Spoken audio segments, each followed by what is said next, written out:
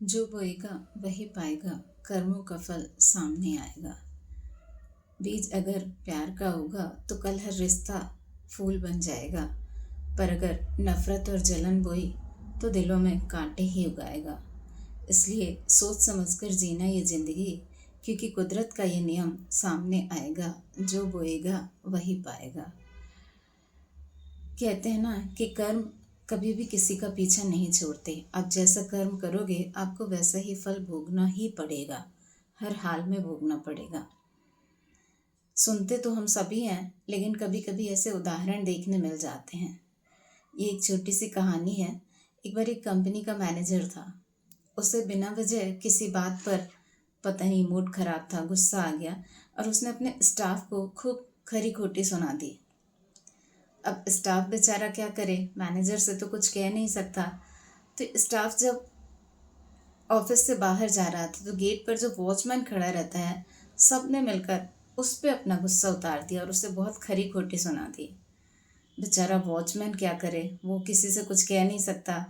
जैसे ही घर पहुंचा तो घर पे जाके उसने अपनी पत्नी पे अपना गुस्सा उतार दिया कि मेरे मन का खाना नहीं बनाया और ये सब कुछ।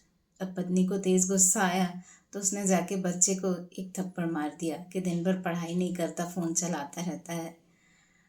अब बच्चे का मूड खराब, बच्चा बेचारा बाहर गया और आसमान की तरफ देख के एक पत्थर ऐसे ही हवा में उछाल दिया।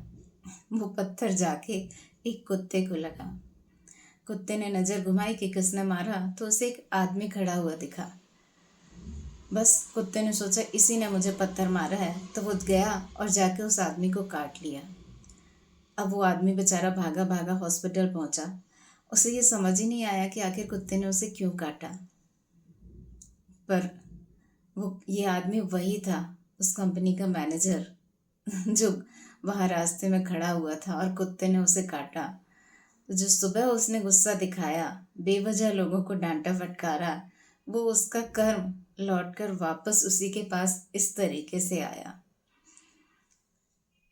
तो हमेशा अच्छे कर्म करिए, अच्छे काम कीजिए, ताकि उसका अच्छा फल सभी को मिले, क्योंकि कर्म कभी किसी का पीछा नहीं छोड़ते। और ये सही ही कहा है कि जो बोएगा वही पाएगा, तेरा किया आगे आएगा। सुख दुख है क्या, फल कर्मों का, जैसी करनी वैसी भरनी।